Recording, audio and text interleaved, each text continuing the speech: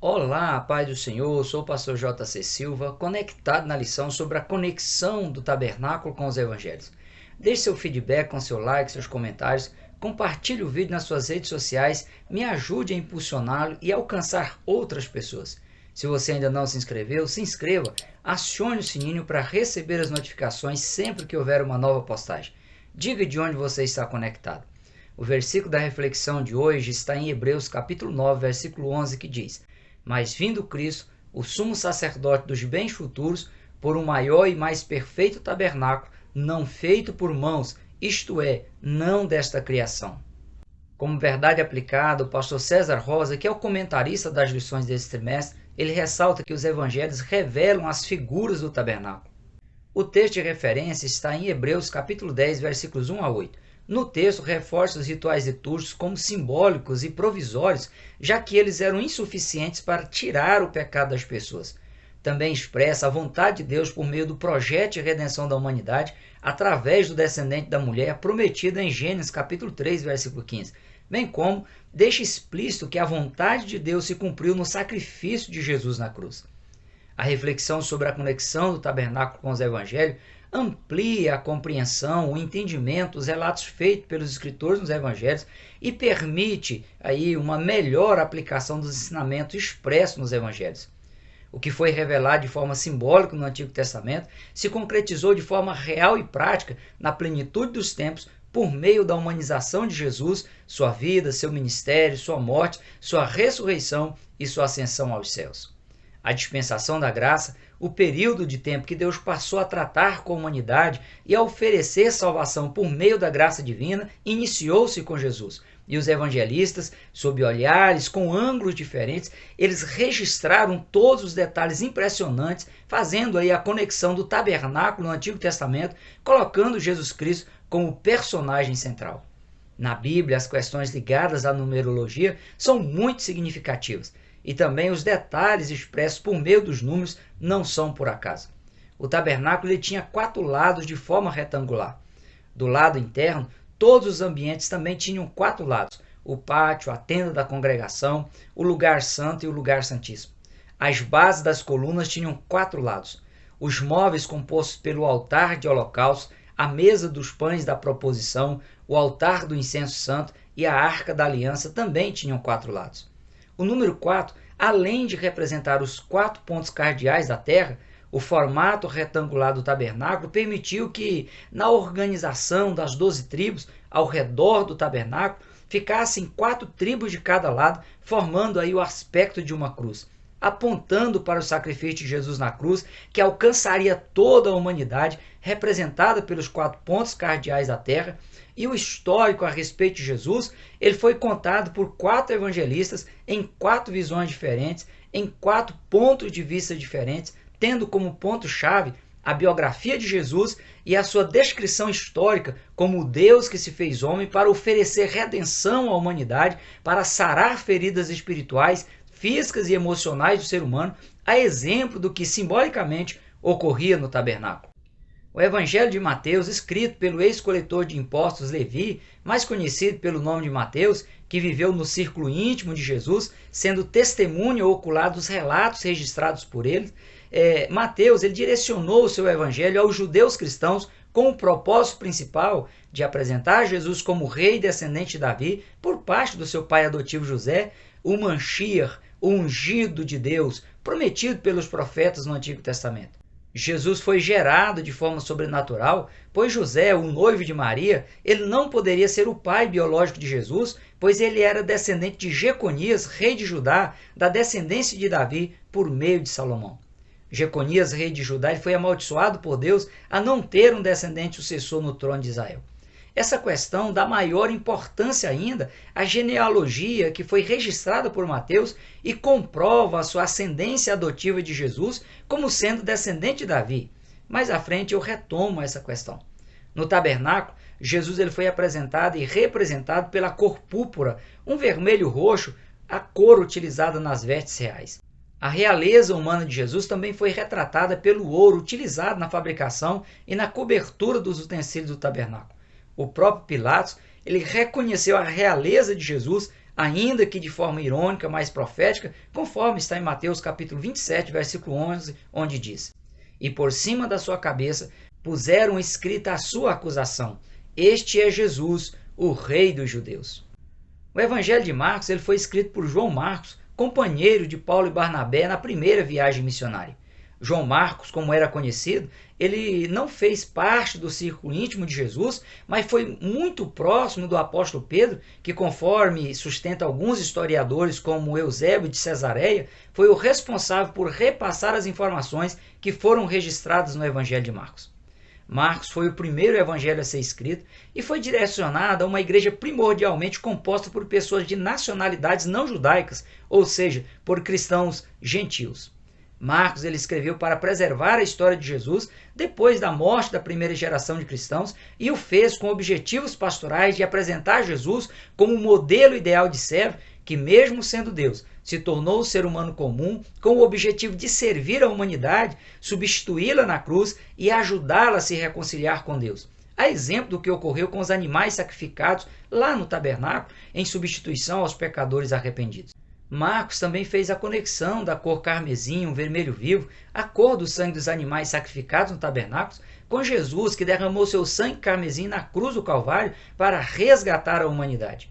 O caráter de Jesus como servo sofredor, ele é visto nos 16 capítulos de Marcos, o que justifica Marcos não ter registrado a genealogia de Jesus, pois quem se ocuparia em dar genealogia a um servo? Se Marcos demonstrasse a genealogia do servo Jesus, que é o tema central do seu evangelho, ele seria incoerente com a sociedade de sua época, que não valorizava uma pessoa que exercia o ofício de servo. Marcos registrou os detalhes do cansaço físico e da fadiga de Jesus, sua compaixão, seu amor, sua postura, sua solidão, sua admiração quanto à incredulidade do povo, seu pesar da dureza dos corações, seus suspiros diante do Pai, sua indignação diante da dureza e da insensibilidade das pessoas, e vários outros fatos que reforçam as atitudes de Jesus como servo obediente à vontade de Deus Pai para, como um cordeiro imaculado, substituir a humanidade na cruz. O pastor César Rosa, ele comenta que Mateus e Marcos contribuíram para a propagação da história de Jesus como sacrifício perfeito exigido por Deus para perdoar a humanidade. O Evangelho de Lucas, o último evangelho sinóptico a ser escrito, de longe é o evangelho com maiores detalhes nas suas narrativas dos fatos ligados à pessoa de Jesus.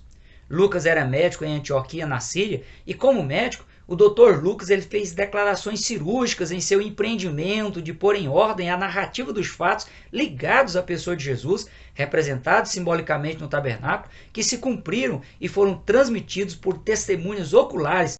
Lucas reforça a universalidade do evangelho, extensivo a toda a humanidade e não apenas aos judeus. Mostra Jesus como alguém que faz parte da história da humanidade e que veio como o Filho de Deus para revelar o grande amor de Deus pelo ser humano que, simbolicamente, foi demonstrado no tabernáculo do Antigo Testamento. Lucas apresentou a genealogia de Jesus a partir da sua origem biológica humana, a partir de Maria, de forma que a ascendência de Jesus ficou comprovada que ele era da tribo de Judá, descendente biológico de Davi, e que teve a sua origem humana em Adão, o primeiro ser humano na terra criado pelo próprio Deus. Para eliminar quaisquer dúvidas quanto à realeza de Jesus, quanto ao seu direito de se assentar no trono de Israel como um descendente de Davi, o que ocorrerá no futuro, Lucas registrou que Jesus ele não era descendente biológico do rei Jeconias, descendente de Salomão, filho de Davi, que teve a sua descendência biológica amaldiçoada por Deus para não ter sucessor no trono de Israel, mas que Maria, a mãe biológica de Jesus, era descendente de Natã, filho de Davi. Portanto, nem Jeconias, o descendente de Davi pela linhagem de Salomão, nem Salomão aparecem na genealogia biológica de Jesus por parte de Maria, só na de José, que foi apenas pai adotivo de Jesus.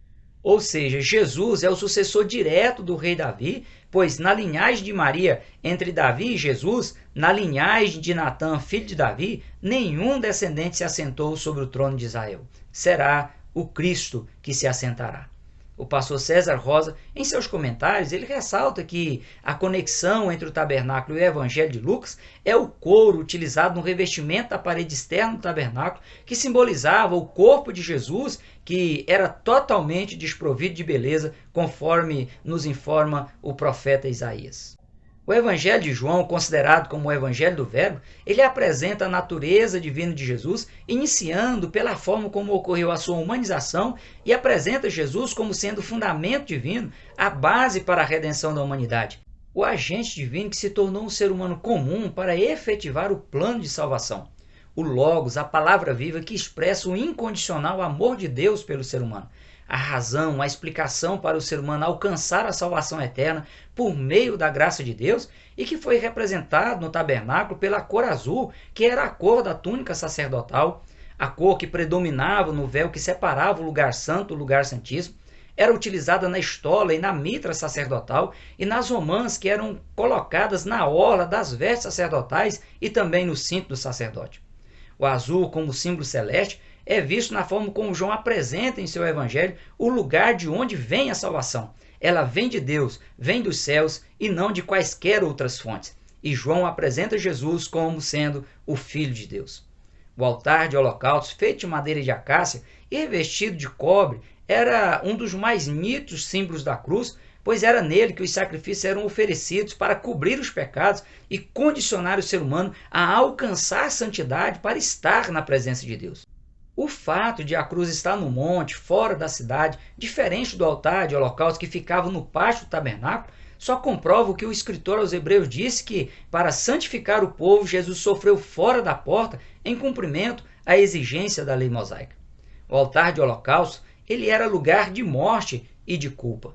Nos 4 cantos do altar de holocausto haviam 4 pontas cobertas de cobre que eram utilizadas como adorno e para amarrar os animais sobre o altar para o sacrifício, após o ofertante arrependido colocar as mãos sobre a cabeça do animal, transferindo de forma simbólica a sua culpa para o animal inocente.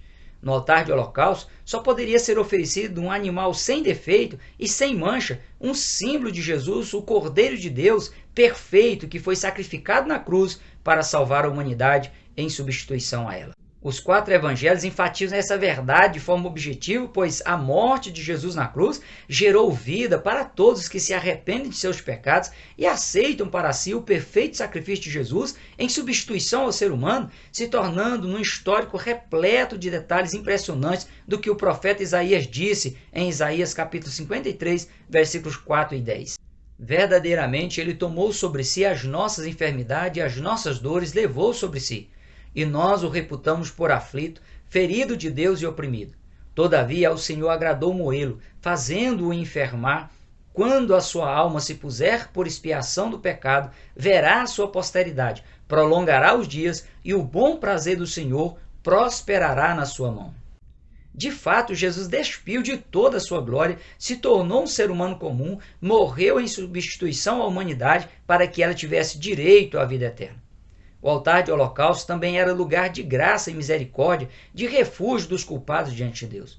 No altar de holocausto, as pontas, os chifres, também simbolizam o poder e a autoridade de Jesus disponível a todos que se refugiar nele em busca de misericórdia, em busca de perdão. Isto porque as 4 pontas do altar de holocausto eram utilizadas para imobilizar o animal a ser sacrificado, e isso fazia com que o verdadeiro culpado ele alcançasse misericórdia diante de Deus e tivesse perdoado os seus pecados. Como as pontas eram em formato de chifres, são símbolos de poder e também de grandeza, numa alusão ao universal poder de Jesus, a sua plena legalidade em se permitir ser imobilizado, cravado na cruz do Calvário, a fim de oferecer graça e misericórdia à humanidade pecadora que precisa se arrepender, aceitar a vontade de Deus e viver em novidade de vida. Pecadores, como no caso de Adonias, irmão do rei Salomão, quando se viam sob ameaça de morte, corriam e seguravam nessas pontas, nesses chifres do altar de holocausto, a fim de ter a ira aplacada contra si e alcançar misericórdia.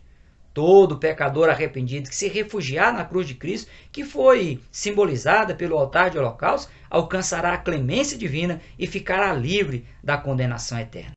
Porque a graça de Deus se há manifestado, trazendo salvação a todos os homens. Porque pela graça sois salvos, por meio da fé, Isto não vem de vós, é dom de Deus, não vem das obras, para que ninguém se glorie. Quanto à missão de Israel e também da igreja, a nação de Israel é um símbolo da igreja no Antigo Testamento e um relógio de Deus para todos os acontecimentos mundiais. Foi por meio da nação de Israel que Deus se revelou à humanidade naquele período, assim como se revela à humanidade por meio da igreja fundada e sustentada por Jesus. O objetivo divino era que Israel propagasse ao mundo as verdades acerca do verdadeiro Deus, o único capaz de salvar completamente o ser humano em todos os âmbitos, inclusive no espiritual. Esse objetivo divino ele foi deixado a cargo da igreja, a quem cabe a missão de evangelizar o mundo, de propagar as boas novas de salvação à humanidade. Portanto, tanto Israel como a igreja tiveram e têm a missão evangelizadora. A igreja, Jesus foi explícito em dizer: Ide, ensinai todas as nações, batizando-as em nome do Pai, do Filho e do Espírito Santo, ensinando-as a guardar todas as coisas que eu vos tenho mandado. E disse-lhes: Ide por todo o mundo, pregai o evangelho a toda criatura. Quem crer e for batizado será salvo, mas quem não crer será condenado. Tanto Israel quanto a igreja foram chamados para a santidade, para viverem separados do sistema mundano que é ímpio, imoral e corrupto, totalmente oposto do padrão de santidade estabelecido por Deus nos rituais do tabernáculo. A exigência de os sacerdotes se lavarem na água antes de oferecer um sacrifício, de utilizar as espervitadeiras para fazer a limpeza do candelabro, onde o azeite santo era queimado e iluminava o lugar santo, as vestes brancas do sacerdote, a túnica branca do sumo sacerdote, a lâmina de ouro que era fixada na mitra e ficava um pouco acima da testa do sumo sacerdote com a inscrição Santidade ao Senhor, a exclusividade na fórmula e no uso do incenso santo, o estilo de vida dos judeus não se envolvendo com as práticas pagãs comuns na vida dos povos daquela época, ilustram bem o quanto Deus esperava que Israel vivesse uma vida separada, santificada a Ele. No Novo Testamento, o padrão de santidade foi estabelecido pelo próprio Jesus à sua igreja, e Paulo chegou a dizer: porque esta é a vontade de Deus, a vossa santificação. O pastor César Rosa, em seus comentários, ele diz que o padrão de santidade no Antigo Testamento é o mesmo do Novo Testamento, com a diferença de que, na Nova Aliança, a igreja tem a Jesus como alguém que se compadece das fraquezas humanas e promove a santidade por meio da ação das Escrituras e do Espírito Santo na vida do pecador arrependido. O escritor aos Hebreus é franco em dizer: segui a paz com todos e a santificação, sem a qual ninguém verá o Senhor. Desde a chamada de Deus na vida de Abraão, passando pela implantação da nação de Israel, pela inauguração da igreja no Pentecostes e pela promessa de novos céus e nova terra, a igreja fiel e resiliente, Deus trabalha para gerar em seus servos e suas servas a esperança de um descanso. A Abraão e aos seus descendentes hebreus que saíram do Egito liderados por Moisés e por Arão, Deus prometeu a posse do território de Canaã em herança eterna. No entanto, dos 603.500 homens de 20 anos para cima, aptos para a guerra, que saíram do Egito, somente Josué e Caleb, tiveram acesso à terra prometida, e além disso, as tribos de Ruben, Gade e a meio tribo de Manassés decidiram pedir herança em Gileade, fora do território de Canaã. Após ajudar na conquista da terra prometida, eles voltaram, passaram de volta o rio Jordão para onde eles haviam escolhido ficar. Um símbolo das pessoas que preferem as recompensas terrenas fora do território da Canaã celestial, mesmo fazendo parte da igreja que aguarda o cumprimento da promessa do arrebatamento, até vão acessar a Canaã celestial, mas não receberão galardão. Para o apóstolo Paulo, o tal, todavia, será salvo como pelo fogo. Já o apóstolo Pedro, ressaltando os galardões eternos, as recompensas eternas, em suas ações de graças a Deus, ele diz: bendito seja o Deus e Pai de nosso Senhor Jesus Cristo, que segundo a sua grande misericórdia, nos gerou de novo para uma viva esperança, pela ressurreição de Jesus Cristo dentre os mortos, para uma herança incorruptível, incontaminável, e que se não pode murchar, guardada nos céus para vós.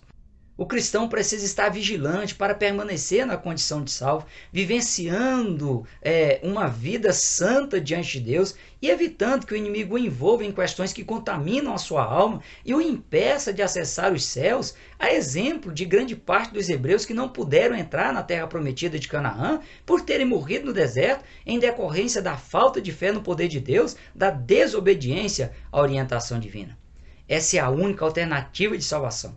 Tanto é que o escritor aos Hebreus ele chega a questionar dizendo: como escaparemos nós se não atentarmos para uma tão grande salvação? A regeneração, a santificação, a justificação e o perdão dos pecados estão intimamente ligados à salvação alcançada pela fé no sacrifício de Jesus na cruz, em substituição ao ser humano, e esses estágios na busca por alcançar a estatura de varão perfeito são altamente necessários para a pessoa ter esperança inabalável na garantia da sua salvação, que era alcançada de maneira simbólica através dos sacrifícios no tabernáculo no Antigo Testamento. Muito mais que um compêndio histórico, os evangelhos é a expressa revelação de Deus à humanidade de forma consolidada em Jesus Cristo e não apenas símbolos como os apresentados no tabernáculo. Os evangelhos estavam representados no tabernáculo, sim, evidenciando que o Cristo, o Messias, o ungido de Deus, era o centro de todo o projeto de Deus para a redenção da humanidade. Valorize cada detalhe do amor de Deus para com a sua vida, apresentado simbolicamente no tabernáculo e revelado de maneira concreta nos evangelhos. Que o Espírito Santo de Deus te conduza nesse processo e no seu entendimento. Por hoje, nós ficamos por aqui. Até o próximo encontro, se Deus quiser. Prossiga na paz do Senhor.